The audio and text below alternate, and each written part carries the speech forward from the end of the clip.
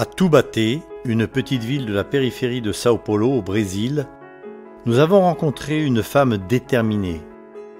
Regiane est aveugle, mais pas de naissance. Lors d'un cambriolage, elle s'est retrouvée au milieu des tirs et a reçu une balle dans la tête. À partir de ce jour, la vie de Regiane a complètement changé. Après l'accident, elle a décidé d'adapter son style de vie à sa nouvelle réalité. Maintenant, Regiane est capable d'utiliser un ordinateur, de taper des textes et de mettre à jour un calendrier. Mais adapter ses tâches quotidiennes à sa cécité n'est qu'une partie des compétences qu'elle a acquises. Le plus important est le ministère qu'elle a développé à cause de sa cécité.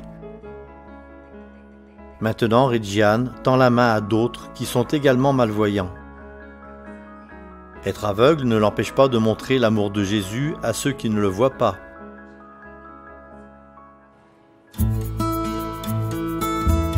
Le sabbat, à l'église adventiste de Taubaté, Regiane prêche à ses invités.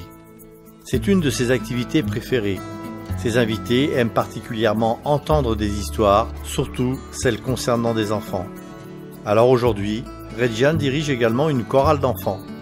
Elle a soigneusement choisi ses activités pour accomplir sa mission.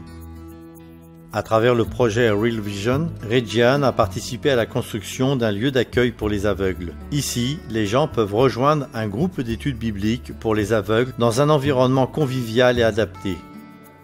Les personnes malvoyantes de cette communauté se sentent connectées et sont reconnaissantes de participer à des événements adaptés à leurs besoins. Nous commençons par louer Dieu à travers des chants et des prières. Nous invitons toujours les conférenciers à présenter leur sujet avec une approche spirituelle. Nous nous retrouvons également pour des rafraîchissements après les réunions. C'est un privilège pour moi de savoir que, malgré nos limites et nos faiblesses, Dieu peut m'utiliser dans ce ministère auprès de ce groupe. Il peut nous donner les moyens et travailler à travers nous. C'est un privilège qu'il nous a donné. Nous avons commencé avec environ 5-7 personnes.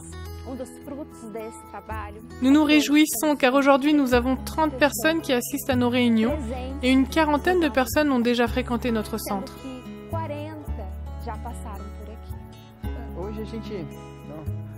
Aujourd'hui, nous entretenons un esprit, et je parle pour moi, un esprit d'amour, d'affection et d'amitié les uns envers les autres. Et Dieu est toujours notre priorité. Je pensais que je ne pouvais rien faire du tout, mais ensuite j'ai compris que j'avais tort. Maintenant, je vois que mon handicap ne devrait pas m'empêcher de faire des choses. Je grandis de plus en plus au fur et à mesure que je fais confiance à Dieu. Il est une priorité dans ma vie. Je me suis impliquée dans ce ministère uniquement parce que j'ai développé une déficience visuelle. Maintenant, mon ministère dans ce monde est d'influencer les personnes aveugles avec le message de l'Évangile. C'est ma joie et mon privilège d'être utilisé par Dieu pour faire ce travail. À Real Vision, les malvoyants acceptent Jésus comme leur sauveur personnel.